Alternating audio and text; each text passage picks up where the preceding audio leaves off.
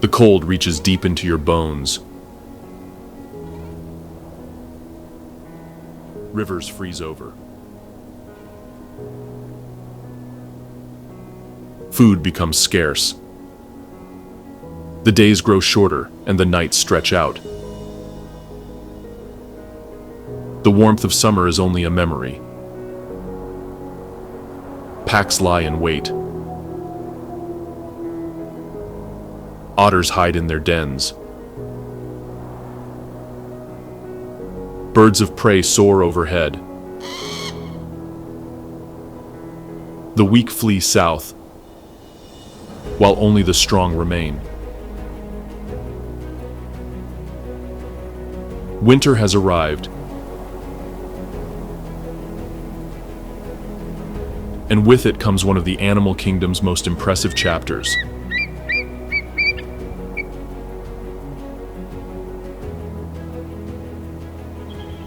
This is Alaska, and its wildlife below zero.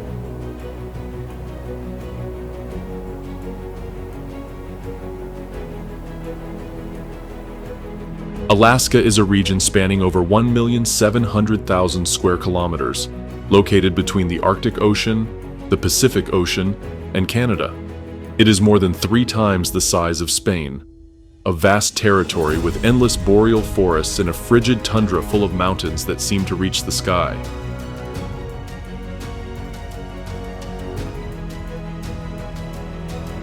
In Alaska, there are about 100,000 glaciers,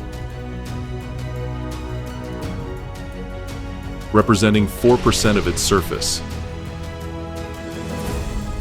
Whenever temperatures are oddly not below freezing, all that water flows into an extensive hydrographic network of more than 94 large lakes and 10,000 rivers.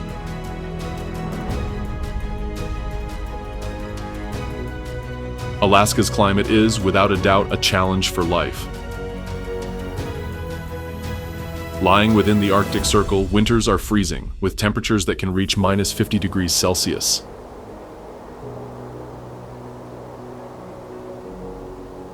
And summer is fleeting, almost non-existent.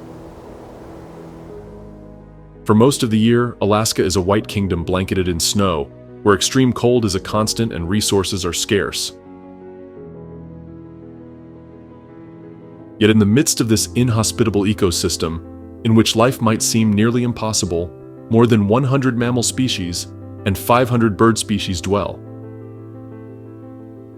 From giants like the great black bear or the caribou, to tiny creatures like the pygmy shrew, Alaska's diversity of animal life is simply unique on the planet. Because it is surrounded by immense oceans, Alaska's marine fauna is just as impressive as the inhabitants of its white forests. Whales, sea lions, and turtles guard Alaska's shores. Even though it would be poetic to say that in this glacial realm all animal species live in perfect harmony, the truth is that when it comes to wildlife, Alaska's thermometer practically overheats.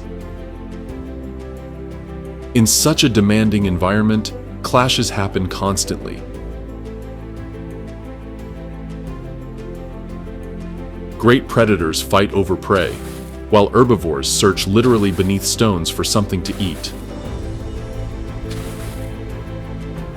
However, not all wild species endure hardships during Alaska's winter. Some manage to live, even with a degree of comfort. For beavers, the trick to inhabiting one of the coldest places on the planet and never running out of food lies in preparation. While predators must endure the relentless winter outdoors, trying to hunt prey,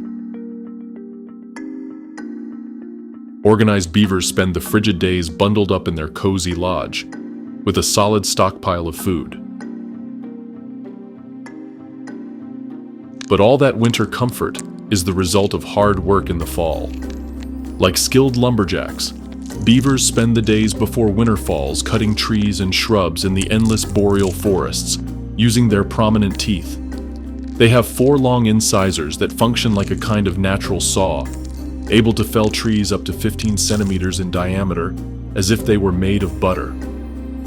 Each trunk that falls is immediately brought to their construction site in a small pond.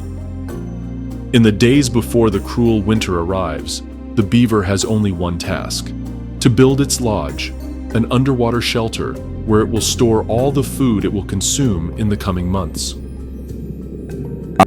Although nature did not give the beaver great ferocity or colossal size, it did give it tools to survive Alaska's fierce winter. The beaver's dense fur acts like its personal coat, keeping it warm even in the coldest winters. Likewise, its very practical tail is a natural reservoir of fat, ideal for storing energy. But to withstand the difficult conditions of the freezing days, it's not enough just to have lunch secured. When you're an animal that's not aggressive at all, living in a neighborhood full of predators, a good refuge is indispensable. Bearing that in mind, beavers stop being lumberjacks and become genuine engineers, building a remarkably complex lodge. With the vastness of Alaska's forests at their disposal, beavers spare no expense, creating astonishing structures up to 3 meters high and 6 meters wide, large enough to house up to 12 individuals with as much comfort as possible. Of course, if you're going to build a condo to survive the Alaskan winter, it won't be any good if it doesn't have built-in heating. Since beavers overlook nothing, the lodge, always built near lakes and rivers, retains a great deal of moisture in its walls. During winter, that moisture freezes, and as if by magic forms an insulating capsule from the temperatures outside. Alaska's countless predators, who might be dreaming of a delicious beaver, like the lynx or the grizzly, are, in truth, not much of a concern. During those days when temperatures hit minus 50 degrees, the beaver lodge becomes a fortress. To keep unwanted visitors away, beavers ensure the lodge entrance is underwater, and with winter creating a thick layer of ice on the ponds, let's say the beavers feel well protected.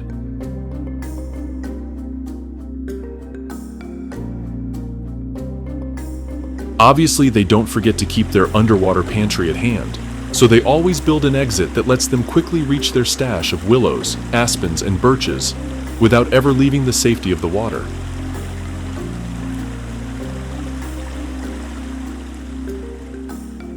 Of course, it doesn't matter how much you plan if winter lasts longer than expected. In some years, the cold season stretches on, depleting the pantry and forcing beavers into desperate measures. One such measure is eating their own droppings to get every nutrient out of their food. While beavers know how to live like kings in their own underwater nuclear shelter, they also adapt to do what must be done to survive. You might think that, being an outstanding lumberjack, the beaver contributes to destroying its lovely corner of the forest, but that's far from reality. Beavers are the living example of what we could call ecological builders. Their dams help improve water quality by filtering sediment. And they also serve as natural reservoirs that foster wetlands, aiding the spread of other species. By surviving yet another winter tucked deep inside their cozy lodge, beavers show that having sharp claws and a predatory instinct aren't strict requirements for making it in Alaska's wild lands.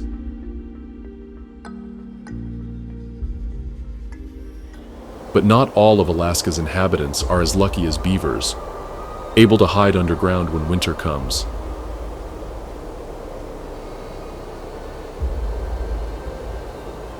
There is no shelter large enough to hold the colossal musk ox, so it's forced to spend these dark days out in the open.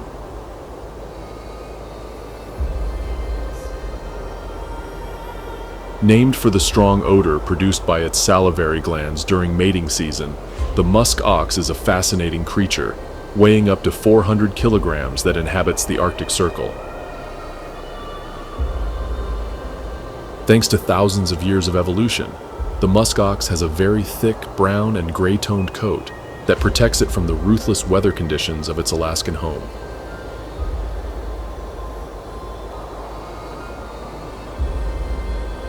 The combination of that lush coat with an efficient metabolism keeps it at a constant 38 degrees Celsius, regardless of the external temperature. The only thing that could complement such an intimidating size is a pair of long horns, and Mother Nature didn't hold back, giving it 2 spiraling horns up to a meter long. Despite its thick fur and imposing size, winter also brings no good news for the musk ox, so it must adopt measures to guarantee its survival. Unlike the comparatively warm summer days, when musk oxen normally stayed close to wetlands and river valleys, likely near the beavers, during winter, the musk ox does the unthinkable and heads to higher ground, where it's even colder, to avoid deep snow.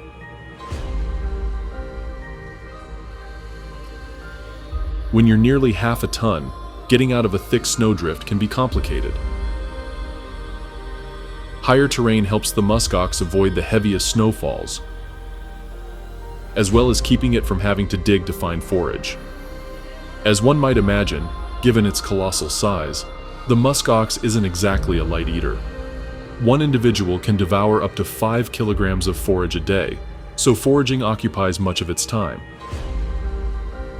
In the not very fertile Alaskan soil remaining at this season, the musk ox manages to dig up tasty tidbits like mosses, grasses, or lichens. Every morsel counts. With its developed sense of smell, the musk ox can detect food even if it's buried under thick snow.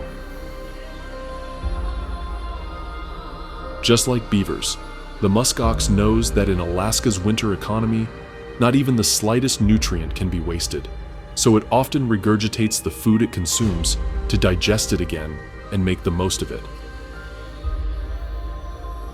While it's true the musk ox doesn't hibernate,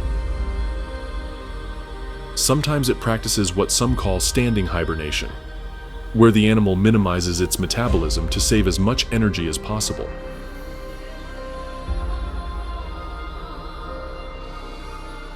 Likewise, when temperatures get more extreme than usual, with winds so cold they reach the bones, there's always the option of lying down and turning its back to the gale. Though nature has given the musk ox everything it needs to manage on its own through Alaska's harsh winter, it prefers to group together and face winter in herds of about 12 to 20 individuals. There's always a hierarchical organization, with mature musk oxen dominating the others. The dominant male sometimes acts arrogantly, treating subordinate males like females, going so far as to strike them with its hooves. Of course, eventually a subordinate male will tire of it and challenge the dominant for his privileged place. When that fails, males, unlike females, always have the option of leaving and starting a solitary life under their own rules, far from the herd.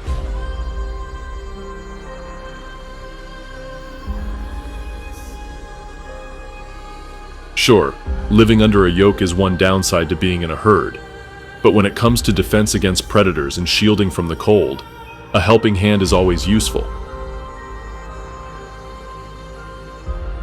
Even if the musk ox's colossal size commands respect on the vast tundra, when prey is scarce, many desperate predators take on the challenge of hunting one of these bovids.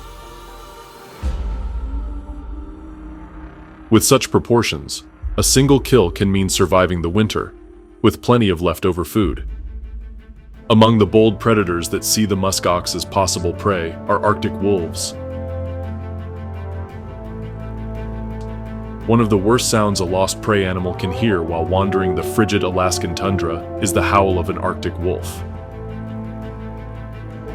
As soon as the pack hears that call, they gather to stalk their quarry.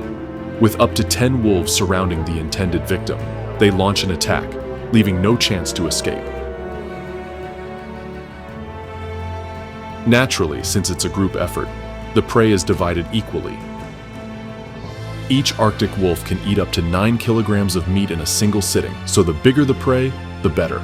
In these feasts, not even bones go to waste. Once the pack finishes eating, not a trace remains of what happened. Of course, not every day is as lucky as scoring a hardy musk ox that can feed the entire family. With the shortage of prey that winter brings to Alaska, wolves must tighten their belts and expand the menu to smaller targets. As a survival tactic, Arctic wolves then set their sights on small animals like lemmings and Arctic hares. But obviously, a hunt like that won't feed everyone, so in harsh times, sometimes sharing is optional. One of the best things that can happen to a pack of Arctic wolves is running into a caribou herd migrating south. These horned animals leave the chilly north in search of better climate conditions, making long treks across the tundra. Of course, they can't walk endlessly, and that's when wolf packs salivate at the idea of a delicious caribou dish. But it's no easy task, since they can run up to 80 kilometers per hour faster than wolves.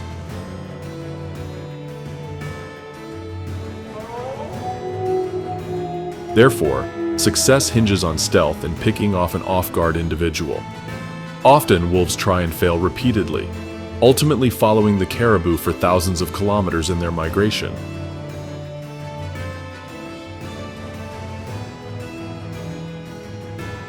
Of course, after trying again and again, as a reward for persistence, a caribou often succumbs to the long journey and constant stress of being shadowed by wolves, becoming a substantial meal of up to 180 kilograms. Though the coordinated attack of a dozen wild canines weighing up to 80 kilograms each might seem unbeatable, Arctic wolves are only about 10% effective when hunting.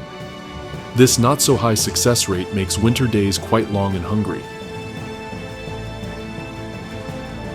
After a successful hunt, Arctic wolves take on another big challenge in their not very friendly Alaskan neighborhood.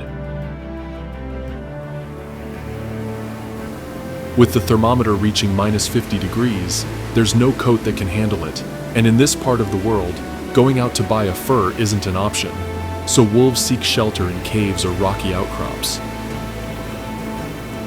They huddle there to endure the fiercest blizzards, likely dreaming of the warmer days of summer. When Alaska's winter is on its last legs, probably no one is happier than the alpha wolf, since mating season officially begins. Unlike other species in Alaska, where breeding time ushers in conflicts over mating, in the very civilized Arctic wolf pack, everyone knows their place, and only the alpha male and alpha female get to reproduce. Rather than a privilege for the alphas, it's a survival measure for the pack.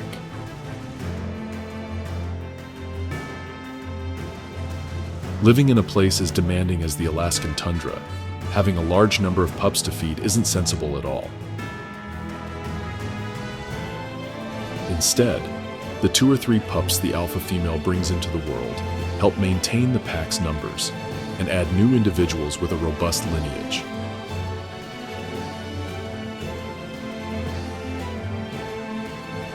Of course, those who might someday be fearsome predators, able to fell a caribou with a single bite, at birth are just 500-gram pups, blind and deaf. During this time, the pack once again reveals its close family ties, and each member takes on a babysitting role, looking after the welfare of each little one. But the wildlife of Alaska doesn't just reveal itself in its vast expanses of snow-covered land. In the icy oceans surrounding the continental shelf, there is also a battle for animal survival. In Arctic waters, a seal flees at top speed. But this time, winter isn't to blame. The simpler explanation is a nearly 5-ton orca trying to turn the seal into its prey. Wrongly called the killer whale, the orca is none other than the largest dolphin in the world. With a colossal size of up to 9 meters in length, the orca terrorizes the coasts of Alaska year-round. There is practically no marine species that cannot be included in the orca's high-protein diet, from fish like abundant salmon to squid, or even mammals such as the sea lion. In fact, while many species panic and flee upon spotting a great white shark, orcas see it as potential prey. Having a stomach that can devour up to 130 kilograms of meat in a day, nothing in the ocean is safe. The only thing worse for a sea lion than being chased by a hungry orca is to be on the radar of an entire group of as many as 15 of them. Orcas often coordinate in pods, specifically formed for hunting. Despite their colossal size and a bite force surpassing 80,000 newtons, in an environment as demanding as the Arctic Ocean, orcas don't rely on brute strength and instead prefer an elaborate plan. Through a complex communication system comprised of whistles, clicks, and body positions, orcas plan their hunting strategy. Of course, before pouncing with their fearsome 10-centimeter teeth on their prey, the first step is locating it. Even though orcas have very good vision, it's not particularly useful in the dark Arctic waters. What does work, and very well, is their biological sonar, letting them detect objects in the water, including succulent prey. Once they precisely locate their target, there's no time to lose, and the orcas swim toward their victim. There are many tactics they can use, as they currently hold the title of the world's greatest predator. When chasing schools of fish, splitting up to attack from various fronts usually doesn't fail. If the prey is a seal, orcas get more creative to capture a victim weighing up to 500 kilograms. During Alaskan winter, many seals typically spend the day on floating ice floes, which are the orcas' favorite spots for their wave wash technique. Diving abruptly, orcas stir the water around the ice, generating small waves and shaking what had been a safe haven for the seal. After several attacks, the inevitable occurs, and the seal slips into the water, guaranteeing its demise.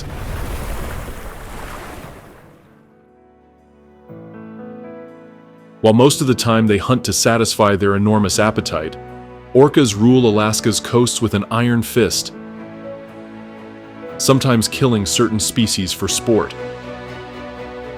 A fairly frequent example is with porpoises, which orcas often kill but do not eat. Similarly, in a rather sadistic game, many orca pods typically encircle their prey and toy with it for a few minutes before eating it. These rituals involve throwing the prey into the air, striking it with their tails, or ramming it. It's believed such behavior might be to avoid injuries from dying prey, or a form of hunting practice for younger pod members. Even though orcas are called the wolves of the sea for their pack hunting style, similar to the predators of Alaska's white tundra, hunting in groups, the fact that they can afford to kill for fun stands in stark contrast to the abundance of prey in the oceans compared to the austerity of winter on land, where Arctic wolves don't even leave scraps of their victims. This habit of playing with food, and sometimes leaving remains in the water, is appreciated by other species. While orcas display their power by even wasting food in the icy waters, sometimes the remains of their prey, like seals, end up feeding starving birds that have suffered the scarcity brought on by summer. It's basically the law of life. While some discard food, others feed on the scraps. Among these very grateful diners is the majestic bald eagle. Though it isn't primarily a scavenger, the bald eagle won't hesitate during winter to adapt to the extreme conditions of its habitat and eat whatever is necessary to live to see another spring.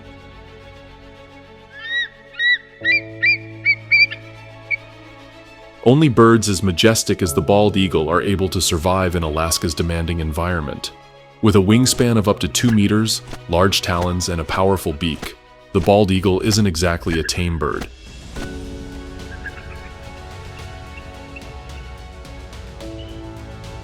Its distinctive white plumage, in contrast with the brown of its body, gives it that bald look for which it's known.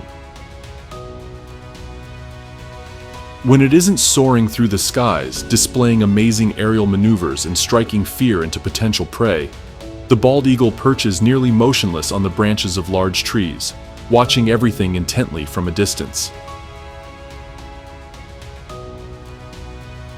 While the specimens living farther north are forced to migrate south in winter, coastal bald eagles do not leave their territories and, in a show of bravery, remain to face the freeze. With no longer those abundant, life-packed rivers from which it once drew catfish and trout, the bald eagle turns to fishing in the sea. Its vision is up to 5 times better than that of humans, allowing it to fly long distances over the shoreline in search of easy prey at the water's surface. On spotting a target, the eagle dives toward it, grabbing it with its large talons, barely grazing the water. Unlike other fishing birds, the bald eagle generally avoids submerging itself, preferring to keep its elegant plumage dry. However, if a bald eagle hasn't managed to grab fish at the surface, in a clever display, it lurks near the osprey. And when the osprey succeeds in catching something, asserting its dominance, the eagle claims what it believes to be its own. After a successful fishing outing or a stolen meal from the osprey, the bald eagle sees the perfect time to rest with a full belly. Returning to its resting place can be somewhat long, as these birds typically fly up to 20 kilometers during their fishing trips. Although they usually live alone in winter, as a survival measure, the eagles that stayed in Alaska decide to roost in communal trees, where they feel more protected from the cold and from predators. When the meager sun once again shines upon the bald eagle's habitat, it's time to wake up and do a bit of reconnaissance flying. You never know when Alaska's nighttime bustle might leave behind some valuable remains of a caribou. Despite its imposing beak and daunting size, if you're not an over 5-ton orca living in Alaska, you have to watch your back. In the midst of a merciless winter, some animals wouldn't mind a meal of about 5 kilograms of eagle meat. So it's always best to remain in the relative safety of the treetops. Though the bald eagle has no natural predators, occasionally winter's precariousness leads animals like lynx to try catching one, especially if it's injured. Day after day, the bald eagle's routine in Alaska's winter is the same. Perch on high branches, scour the shores for food, and shelter from the cold by night. Still, everything is about to change. As the calendar moves forward, the minus 50 degrees that once battered wildlife become a much more pleasant 10 degrees Celsius, and the changes in the landscape are undeniable. The snow starts to melt, the rivers slowly thaw, and flowers come to life. Spring has arrived, and with it, nature rewards the survivors with a different face of Alaska, one where vegetation bursts forth in every corner, and life seems to fill every space. The bald eagle now flies with far greater freedom toward new destinations, where these new waters promise abundant prey, along with the return of companions that had migrated south. The arrival of spring opens a fresh chapter in Alaska's diverse ecosystem. Thousands of wild animals awaken from a profound sleep spanning months, having neither seen daylight nor known anything of what transpired during the cold winter. One of these species just waking from a rejuvenating sleep is the grizzly. Not long out of its den, the shelter it crafted for winter, the bear is amazed by the abundance it encounters in this renewed Alaska. Catching sight of these sunny spring days means that all its winter prep was worthwhile.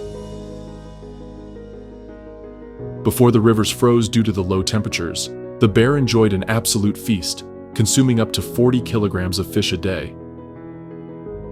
Clearly, more than mere gluttony, it was part of a delicious plan to gain weight for hibernation. Along with gaining weight, the grizzly also prepared by building a comfortable bed out of grasses and small branches. If you're going to spend months asleep, it's best to do so in comfort. After going so long without even tasting a scrumptious salmon, when spring arrives, the grizzly may weigh as little as half of its pre-snow self. All that fat has been consumed, so now it's time to break its long fast with a hearty meal to celebrate the end of winter.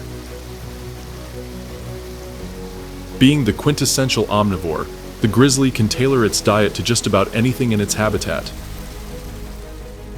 For these days, while the forest and rivers are still recovering from the snowfall, the menu is simple, yet nutritious. The bear searches for tender sprouts, large leaves, and rich grasses to kindle its appetite after months of starvation.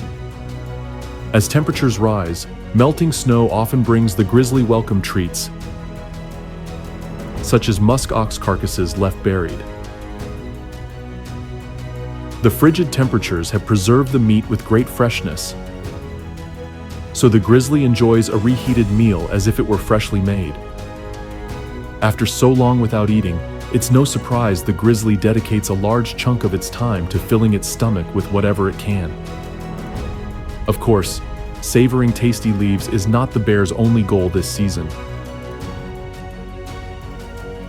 With flowers bringing life to Alaska's ecosystem, for the grizzly, love is in the air. Having spent months alone in its den, it likely dreamed of the company of a sow. After the thaw of the forest, the grizzly's wishes are fulfilled as spring mating season begins. Filled with hormones, males anxious to reproduce travel many miles in search of females in heat who will respond to their charms. The male detects a fertile female by the scent of her urine. Locating her, he starts a courtship, sprinting short distances, sniffing the one who could be the future mother of his cubs. If she accepts him, they engage in playful touching, hugging, and biting. Though the male seems on track, the female grizzly will not make it easy. She will only mate when she is good and ready, which might take days of courtship. When finally the male gets what he wants, as occurs in countless species, he goes off seeking other females. The male grizzly isn't looking for a committed relationship. He's content to wander and spread his lineage wherever he can. And speaking of enlarging the family without taking on responsibility, in another part of the forest, some little ones are taking their first steps outside the den. Since males have 2 mating seasons a year, they often find themselves in that peculiar situation, out seeking females on one side, while an old partner acts as a single mother with his cubs on the other. For females that became pregnant during late summer heat, perhaps it's not any easier, having given birth in the midst of a brutal winter. At that time, the little ones weighed just 350 grams. After maternal nursing and warmth during Alaska's coldest days, these cubs are ready to explore the world, or at least stroll around the neighborhood. They still have much to learn before venturing far from the protective warmth of their mother. Though grizzlies are thrilled to finally emerge from their dens after Alaska's long winter, they didn't see the harshest side of these low temperatures.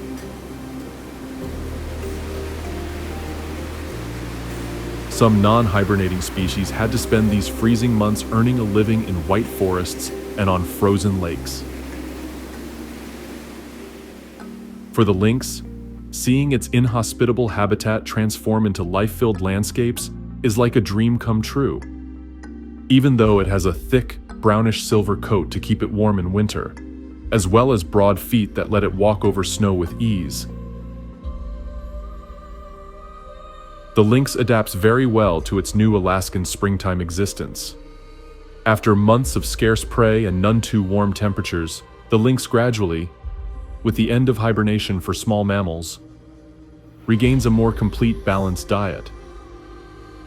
As vegetation flourishes everywhere, rabbits feel free to venture out, run around and nibble on some hay. In times like these, the lynx seizes a small but nutritionally suitable meal.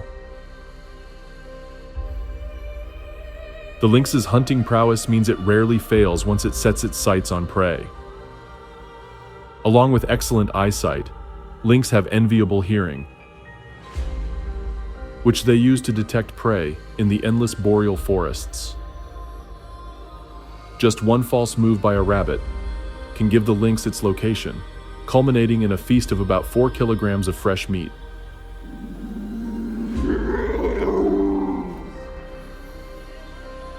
We shouldn't be fooled by the lynx's relatively small size. Its smaller stature compared to larger felines is an adaptation to its tough environment so far north, like Alaska. Bigger predators would need a higher hunting rate to appease their hunger, but for a lynx, one little rodent is enough. The lynx is like a Swiss Army knife when it comes to putting food on the table.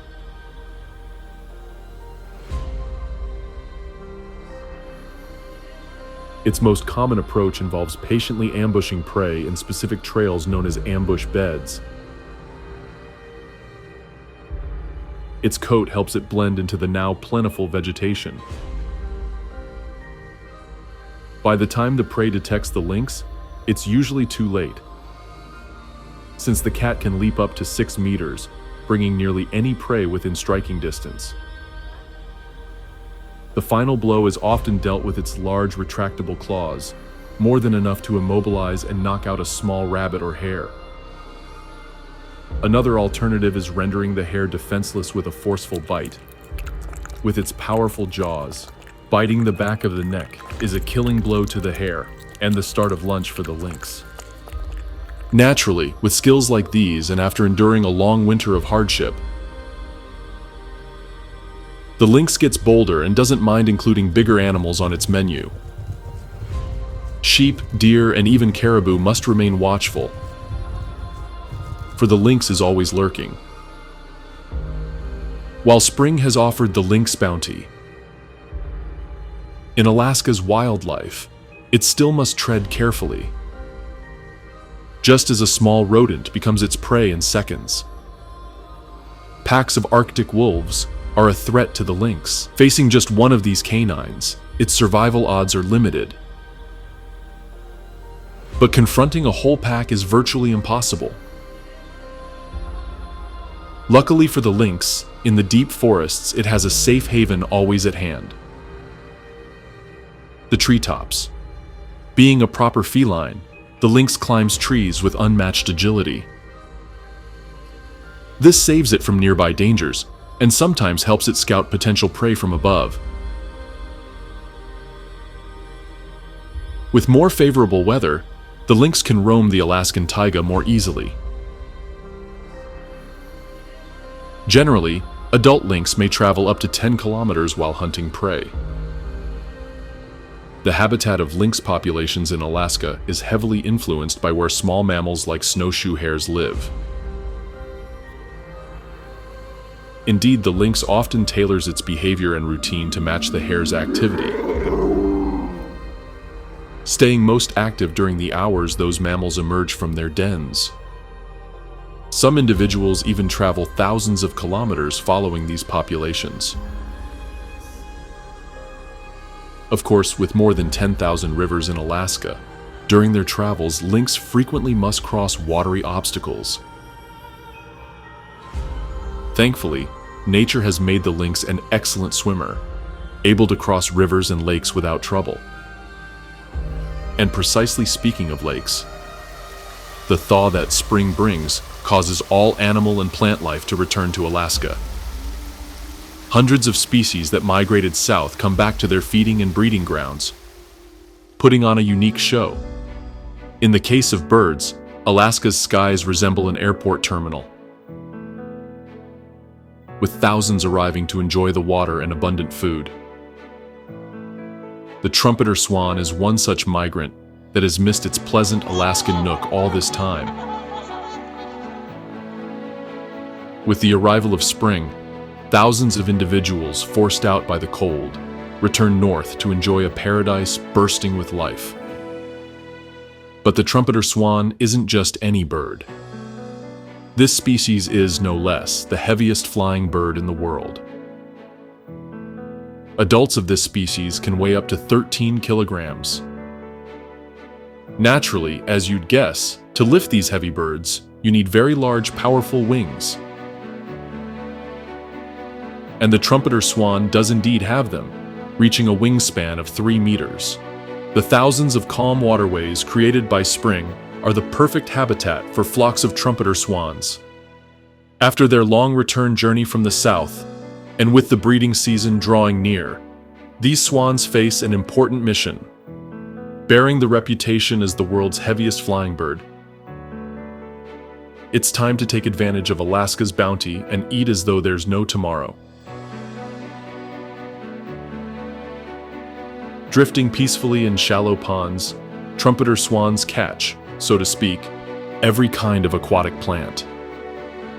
Often tipping forward and splashing in the water, they make use of every gram of plant life in their path, from leaves to roots.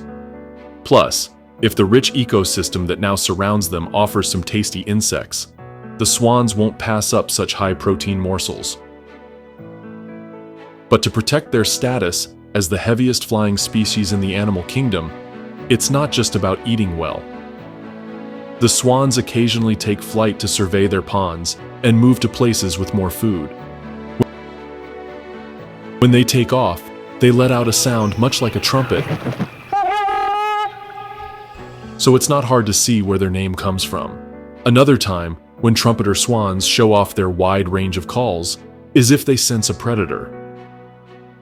Despite being an imposing bird with nearly 3 meters of wingspan, the trumpeter swan's neighborhood is often visited by species eager to have it on the menu. Intruders like river otters, wolverines, gray wolves, and grizzly bears regularly lurk in the swan's habitat.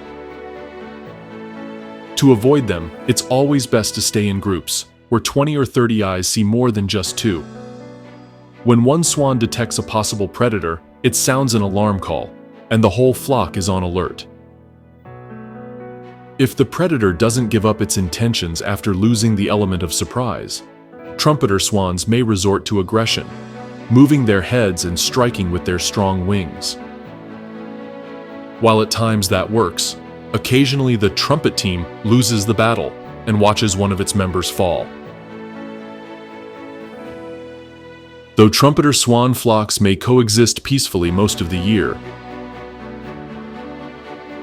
during breeding season, friendships turn sour. Males become more aggressive and territorial, preventing anything from drawing near their female and nest. Given the trumpeter swan's size, it's no surprise that its nest wouldn't be particularly small. In fact, at up to 4 meters in diameter, it's one of the largest among birds, which is why the pair can take up to 35 days building it. Without any nearby trees capable of supporting such a huge structure, and for convenience, the swans will build their family's future home on the ground, ideally as close to water as possible to ensure a ready food source.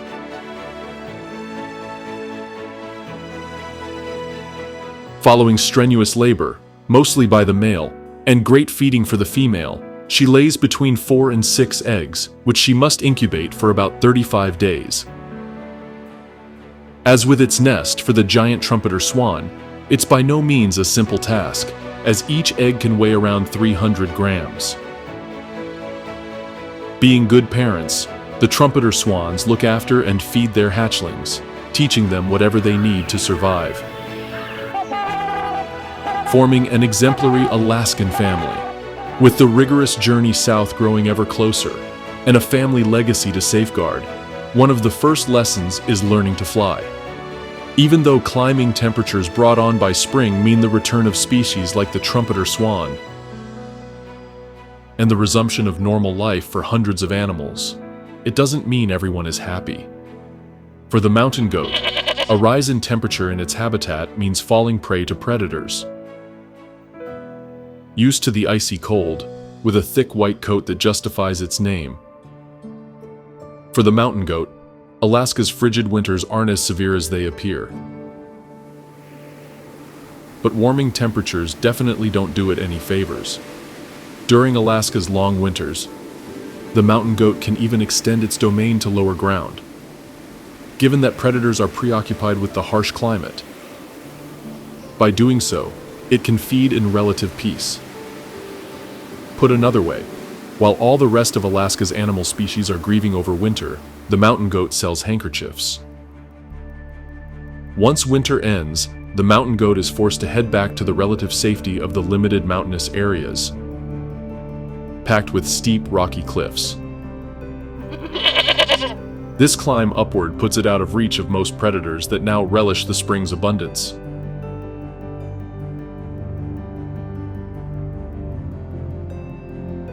Because the scenery has changed, and what used to be pleasantly sub-zero for the mountain goat is gone, its thick, snow-white coat is no longer so useful.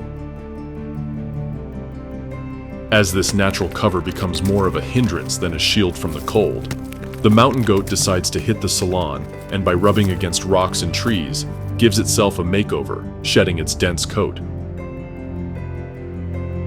The security of the mountain goat's new habitat doesn't only come from the lower temperatures. Getting there requires scaling steep slopes and slippery terrain, where just one misstep can mean not seeing another spring. What's an impossible climb for, say, packs of Arctic wolves is child's play for the mountain goat. With its strong legs, mountain goats can leap up to 4 meters in slopes with a 60-degree incline. Also, to walk calmly over rocky surfaces, mountain goats have large, soft pads on the inside of their hooves that provide reliable traction, preventing fatal falls. Because winter has ended, and going into the vast boreal forest full of wild predators is a bad idea, the mountain goat has to be content with the available vegetation in high places. Its spring diet includes grasses, mosses, ferns, sedges, basically any plant species it finds in the highlands.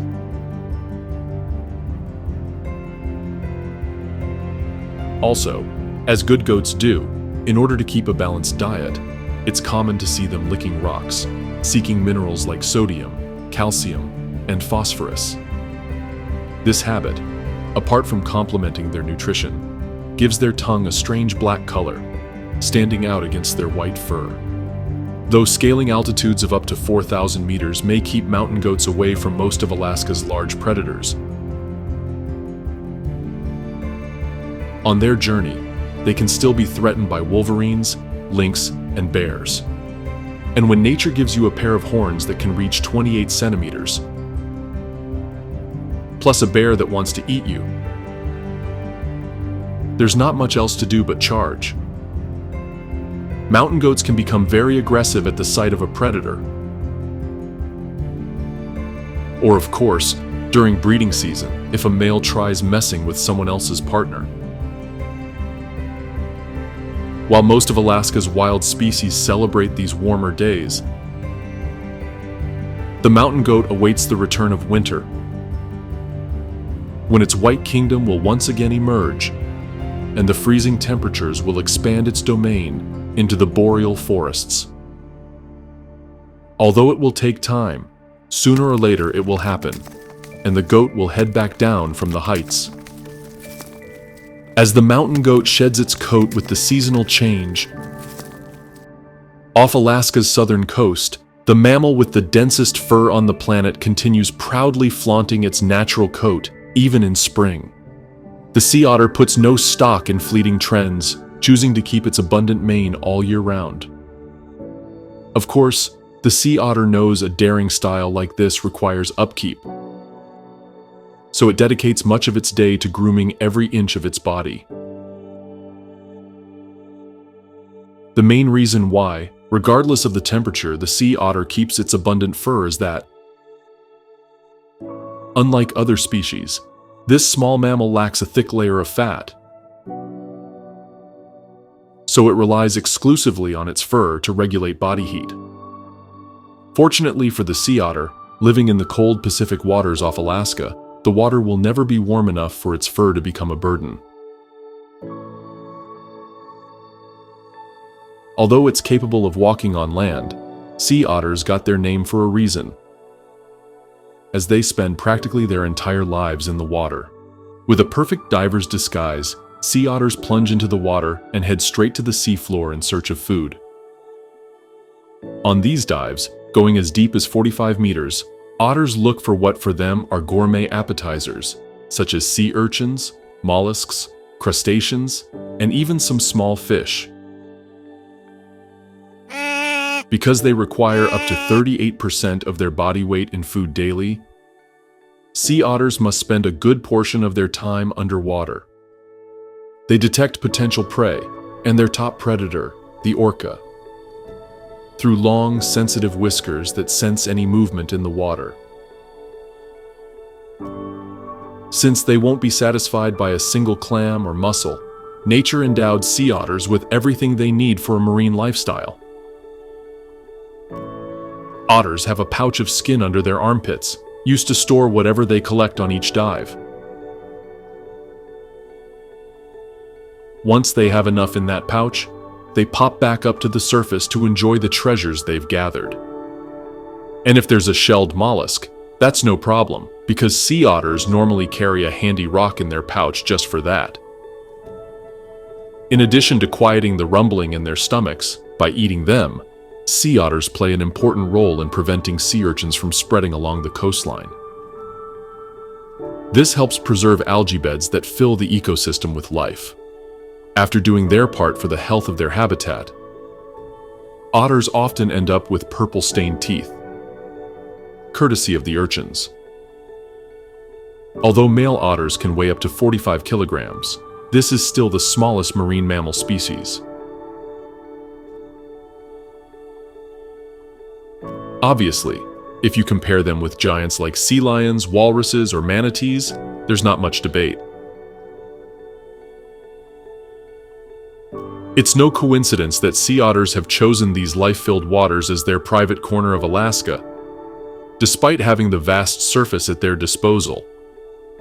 Sea otters have unmatched adaptations for swimming. Their hind legs, the primary propulsion in swimming, are long and webbed, much like flippers, allowing them to reach 9 kilometers per hour. Their strong lungs enable them to stay submerged for up to 6 minutes without breathing. And their dense skeleton makes it easier to dive. After a long day full of diving, a sea otter may decide to take things slower and simply drift along with the current. Thanks to the air trapped in its abundant fur, plus its large lungs, a sea otter can float without any effort. On sunny spring days, and after spending a lot of time swimming, it's normal for a sea otter to feel thirsty. At these moments, unlike other mammal species, the otter can just turn its head and drink salt water, since its kidneys can process it without a problem. After its hectic routine of scuba diving off Alaska's coasts, the sea otter goes for a bit of social life, resting in large groups of otters called rafts. Although you might think it's a good chance to start a family, there's a catch. All the otters in a raft are the same sex. Males hoping to mate generally don't join these rafts, instead remaining in territories they guard while waiting for females. With 5 times more females than males, there's little reason to fight for mates, so otters just keep living in peace. While breeding season is not a major worry for sea otters, the Arctic fox can hardly sleep over it. It needs to find a safe, comfortable place where it and its mate can raise their future pups. Typically, the Arctic fox will choose eskers, areas covered in sediments left behind by glaciers. Naturally, to ensure it's a property worthy of its family, the Arctic fox has work to do, turning a couple of holes in the ground into a proper home. Digging tirelessly, it begins the renovation, creating a tunnel system with several entrances and exits. Sometimes, in an act of cooperation, multiple breeding pairs unite and share a den, all to protect themselves from predators and split childcare tasks. Still recalling memories of the brutal winter, the Arctic fox continues getting ready to welcome its pups. To keep the female in top shape for giving birth, it's best she eats well. Now is when the springtime Alaskan environment offers many options. The Arctic fox tends to hunt anything its small, roughly 4-kilogram frame allows. Its diet includes small creatures like lemmings, voles, and hares. If any bird happens to cross its path, the Arctic fox won't hesitate for a second if it's within its reach. The increasingly vegetated rivers are also an almost constant source of nutritious fish in spring. Nevertheless, just like with lynx, hares greatly shape the Arctic fox's behavior.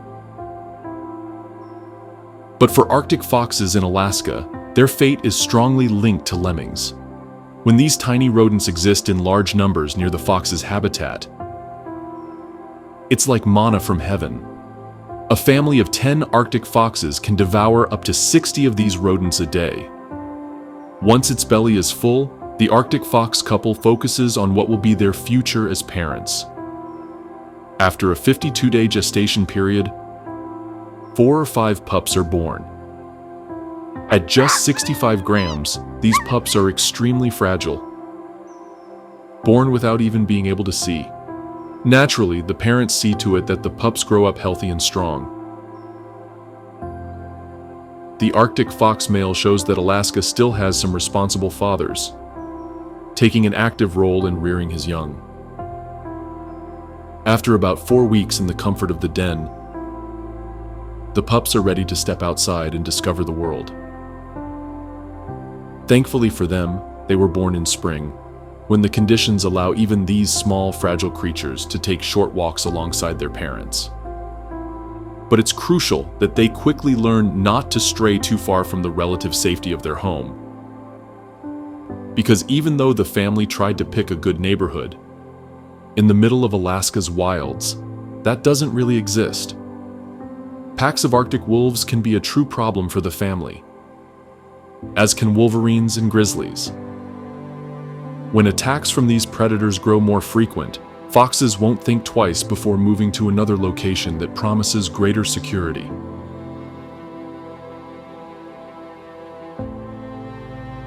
Luckily, foxes adjust very well to new habitats and can adapt their diet to whatever is available. If necessary, in a rather drastic twist, Arctic foxes can momentarily go vegetarian, feeding on berries and algae. Of course, they'll always prefer a good plate of lemmings for their high nutritional value. Even though Arctic foxes take their cub rearing very seriously, they do not show that same respect for the eggs of the bird species in Alaska's ecosystem.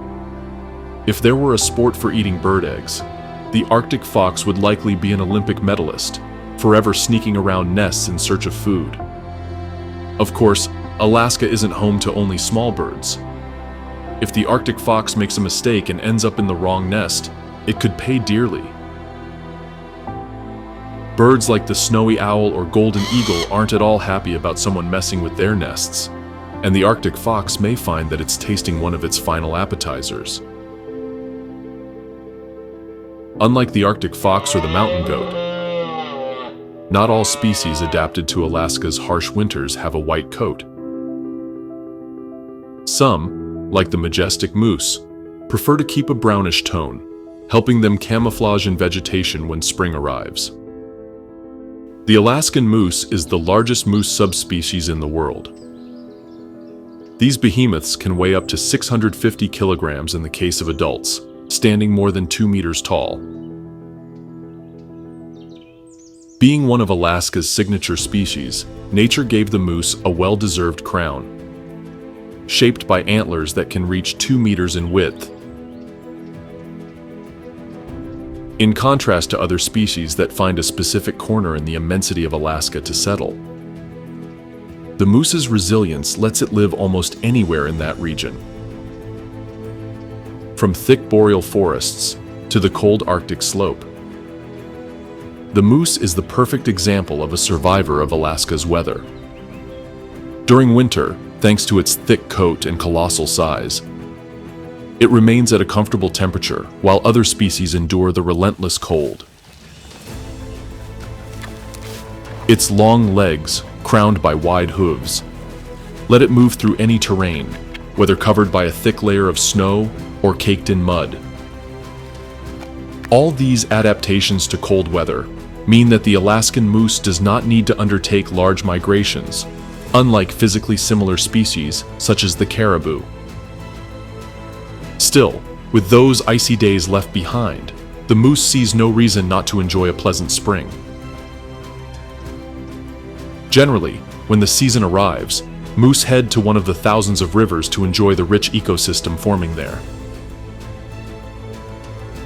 After surviving on a winter diet of mosses, lichens, and bark, the moose is more than grateful to savor grasses and the new shoots of willow and birch trees. Of course, if you're a massive moose exceeding half a ton, just sampling a few branches isn't enough. Each individual requires about 20 kilograms of forage a day. Thanks to its strong incisors and gums, the moose can even feed on woody vegetation, extracting nutrients from it. But first, it needs to find it. Without particularly sharp vision, it essentially becomes a hound, using its sense of smell to find lunch. Amid its quiet routine of searching for delicious leaves, the moose can draw the attention of bold predators wanting to hunt such a big herbivore. This is perhaps one drawback of winter's end. As previously, the moose rarely crossed paths with many species. Wolves, grizzlies, and wolverines pose the main threats to a moose's peaceful life. Though it generally opts to take advantage of its long legs to flee quickly. Sometimes, if it's startled and has no alternative but to fight, it will use the great weapons on its head to charge at the pesky carnivores. Speaking of the moose's imposing antlers, the size of this crown usually reflects the animal's diet. A well-nourished moose often boasts large, thick antlers, discouraging other males from engaging in combat. If a young moose encounters a big adult with intimidating antlers, it usually prefers to avoid a fight that could cause serious injury. For moose, it's better to say, "It ran away," than "It died here." Of course, when breeding season approaches and you're a male seeking to mate, conflict is often inevitable. Fertile females are the prize for the winner. In these clashes, males push at each other with their antlers until one decides to give up or ends up severely wounded. Considering the reward, a chance to mate with a beautiful female or to wait a whole year, battles can last for hours. Besides the risk of a nasty injury from the opponent's antlers, sometimes both sets get tangled, dooming them to spend days stuck together until they starve. Although that is by no means a happy ending for those two males, others have better luck. Their mating calls are heard by females, and they scare away other suitors without the need for a duel, thus extending their lineage. After this brief romantic adventure with the female, the male moose sheds its imposing antlers, which can weigh up to 36 kilograms. Having gotten the most out of them to impress the females and intimidate competing males, the moose discards them and continues its relatively calm routine in Alaska.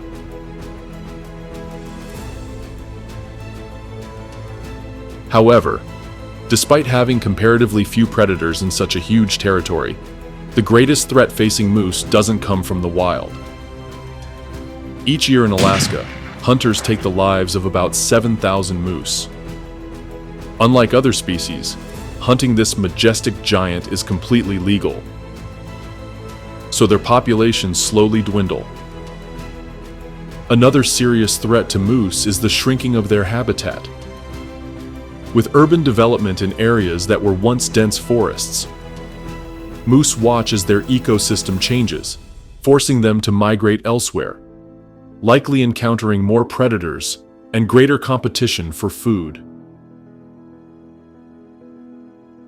Road construction is yet another challenge for moose and their nomadic lifestyle.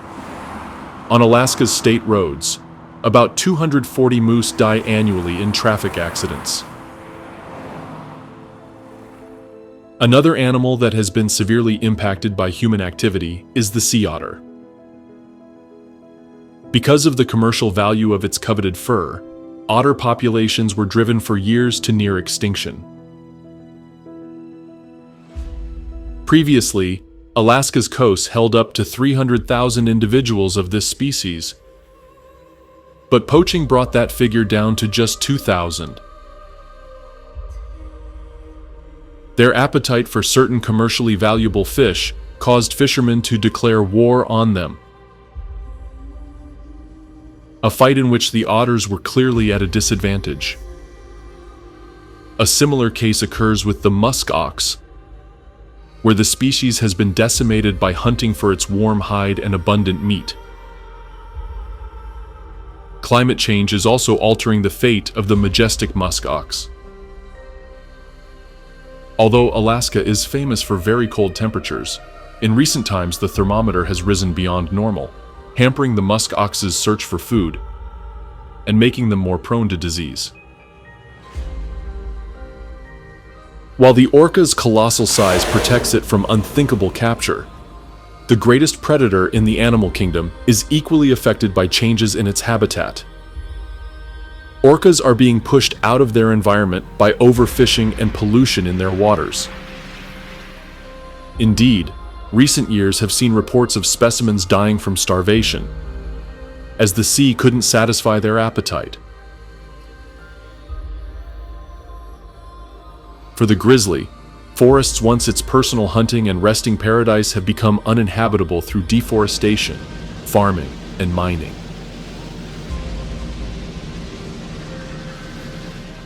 Not even nature's engineers are safe from the changes caused by human interference in Alaska's rich ecosystem.